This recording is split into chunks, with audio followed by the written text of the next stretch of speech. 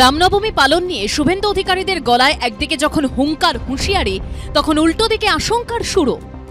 এবারেও আমরা আশঙ্কা করছি বাংলাদেশের পরে যেভাবে জিহাদিরা উৎসাহিত হয়ে ফালাকাটা থেকে শ্যামপুর পর্যন্ত দুর্গাপূজায় হামলা করেছে, একই ঘটনা রামনবমীতে পুলিশ এবং মুখ্যমন্ত্রী ঘটাতে পারেন।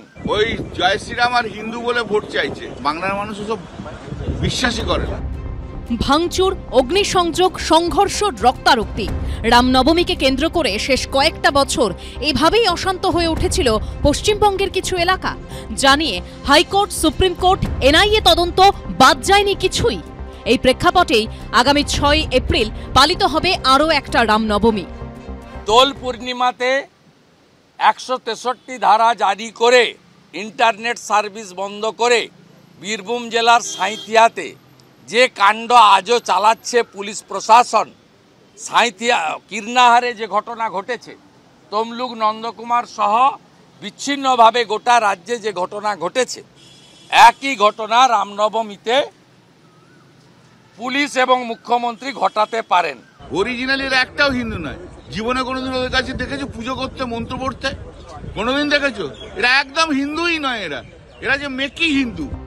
2023 সালে রামনবমীকে কেন্দ্র করে হাওড়ার শিবপুর, হুগলির রিষড়া, শ্রীরামপুর এবং উত্তর দিনাজপুরের ডালখোলায় দফায় দফায় অশান্তি হয়। সেই সময় শুভেন্দু অধিকারীর দায়ের করা মামলার প্রেক্ষিতে হাওড়া, হুগলি, ডালখোলায় অশান্তির ঘটনায় এনআইএকে তদন্তভার দেয় কলকাতা হাইকোর্ট। 23-এর ঘটনা নিয়ে আমার দাখিল করা মামলাতে এনআইএ তদন্ত হয়েছে, 85 জন এখনো জেলে আছে। মুখ্যমন্ত্রী সুপ্রিম কোর্টে 25 লাখি লয়ারদেরকে দাঁড় করিয়েছিলেন যাতে এনআইএ আটকানো যায়। সুপ্রিম কোর্টও রাজ্য সরকারের পিটিশন সেট অ্যাসাইড করেছেন। তারা হঠাৎ একটু বেশি অন্য ধরনের উস্কানিমূলক কথাবার্তা বলতে ভালোবাসেন।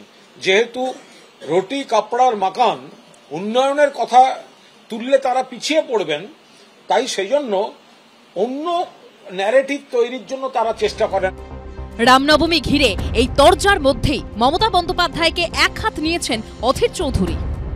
এই বাংলার মুখ্যমন্ত্রী আপনার হাত ধরে লাল কার্পেটের উপর দিয়ে হেঁটে বিজেপি বাংলায় প্রবেশ করেছিল। বাবরি মসজিদ ভাঙার পরেও আপনি কিন্তু বিজেপির সঙ্গে সরকার করতে দ্বিধা করেননি। প্রজাহিতৈষী রাজা রামচন্দ্রকে নিয়ে এই রাজনৈতিক তরজায় কি রাজ্যের সাধারণ মানুষের কোনো উপকার হচ্ছে? উজ্জ্বল মুখোপাধ্যায়, কৃষ্ণেন্দু অধিকারী ও সন্দীপ সরকারের রিপোর্ট, এবিপি আনন্দ।